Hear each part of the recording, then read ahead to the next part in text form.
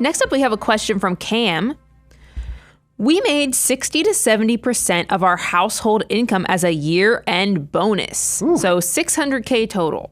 Oh, wow. Right? I know. So the question is, how should we manage saving 25% throughout the year? And I appreciate that they recognize this is an opportunity. They want to do things right. So what do you think? I love it. All right, Brian. So I don't do public math, so I'm going to talk slowly while I put this in here. $600,000, right? And so they're saying like 40% of that amount is what they get paid throughout the course of the year. Mm-hmm. I'm just doing kind of loose thinking on that.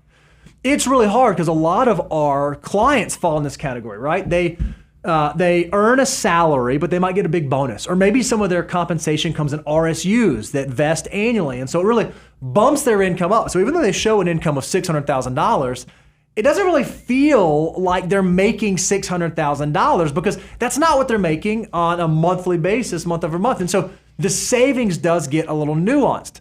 I'm going to tell you what people do that do it wrong. And then, Brian, I want you to talk about, okay, what's a better way to think about this? I'm so amazed when I tell someone, they become a client or like, hey, or they ask me a question just in the community. Hey, how should I say? Oh, you ought to think about doing the FOO and follow this FOO for you, and you ought to do this. I'm like, okay, well, based on my cash flow, I can max out my 401k. Great, that's awesome. Do that. I max out my 401k, max out my Roth IRA. And they go the whole year doing that. And then this big bonus hits, and they're in their mind, no, I maxed out my 401k and maxed out my IRA. I'm done. I'm going to go do the pool. I'm going to go to the car. I'm going to go do the thing. I'm going to go expand that. And they are, because for 11 out of 12 months of the year they make one income, that's the type of saver they are. I'd argue that a financial mutant has to do that differently. They have to think about it differently to do it well. Yeah, I'm going to let you see behind the curtain of kind of what a financial planner does for a client, because you have multiple components going on here. First of all, you could take, because somebody who has, yes, if 40%, so say it's like $250,000. Mm-hmm. Now, these are big numbers, by the way. So we could pull this down to where the average American is, but we're going to go with what Cam shared with us. So if base salary is $250,000, the simple thing a lot of people would think you would do is just multiply that by 25%, base your monthly investments, and then when you get the big lump sum bonus at the end of the month, at the end of the year, you just do 25% of that. Easy peasy, we're in, you're out, you're done. No, it doesn't work that way, unfortunately, because I see that's the simple path, but that's not the correct path, is because a lot of times when people have this is not unusual for us with IT people we work with and other people who get employee options as executives, is that you might have a spread. This person doesn't just make $250 and then they have this one time, now they make $600. More than likely, this person makes between $400,000 to $600,000 every year. And you could bring this down to a normal level, but if it was $400,000 to $600,000, I bet their lifestyle is bigger than somebody who just has a base salary of $250,000 a year. So you have to take that into account. So you first have to do a full cash flow analysis. Do a budget. I know it's boring. I know it's not the most sexy and exciting thing. You got to do it. You got to know where all the money's going, not only on a monthly basis, but how about the one-off stuff? How about, when you have to make your property tax payment, when you have to pay all your homeowner's insurance, when you have to pay all your life insurance premiums, all the, you go on your family vacation, you got the holidays and the Christmas. Put all that stuff on paper so we actually see this is, first of all, you are going to take what your anticipated total income is and multiply that by 25%. You don't get to pass go on that. You make an anticipated of what your income is going to be, multiply it by 25%. That's the goal. That's what we're going to try to reach on the savings and investment side of things. Now we back into how we're going to do it. You can't, once we figure out that the one-off stuff is going to mess us up, so we can't just take 25% off of the $250,000, we might say, hey, instead of doing 25% off this, why don't we set up to where we're doing like $2,000 a month here, and because I can do that every month without trouble. It still leaves enough money in my cash in my budget to pay the one-off stuff, the vacations, the property taxes, the insurance, and all the other things that I have to pay. But then now when that bonus hits, I can coordinate how much of that's going to come get funded into the after-tax accounts to catch me up on the 25% there. How much is going to go into the profit sharing? How much is going to the retirement plan? There is a plan in place for every dollar that comes in. But instead of doing it as a simple set it and forget it once a month, you're just going to pull out this percentage of your income.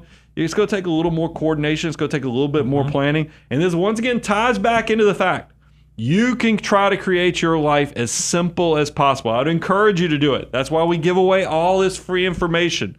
But as you have more and more success, you're going to find even what should be simple, like trying to figure out how do you save 25% of your income, because your income is so complicated.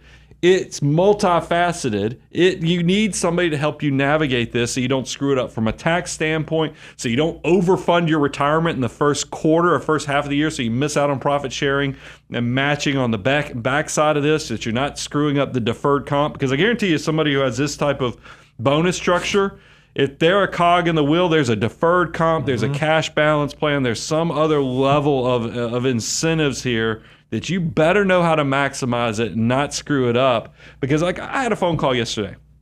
Great prospect, tremendously successful, owned his own company, and now has been bought out and has this big windfall coming his way. But it's still, after I got a call, I was sad for him, because when he told me what the profit and the income of his company had been for the last 5 years to garner such a big purchase price, I was like, what type of retirement plan did y'all have? Yeah. He had no retirement plan. He's like, I just didn't know anything about that stuff, so I just didn't do it. Guys, do you realize somebody who's pulling in that much money income, the government encourages you because they want you to pay your employees, they want you to incentivize your employees, and they want you to save for yourself. We could have legally helped them save and invest and lower their taxes by hundreds of thousands of dollars. That stuff, don't be too prideful. If you need help, ask for help. Get somebody so it's not your first time and you're winging it and you're trying to figure it out, so that you'll be great at giving advice to your employees and your peers and others when you're doing experience shares. Why not have somebody who's already been through it so they can give you the experience shares and you can be the net beneficiary? I'm going to throw one little. Can I do one more thing just on this?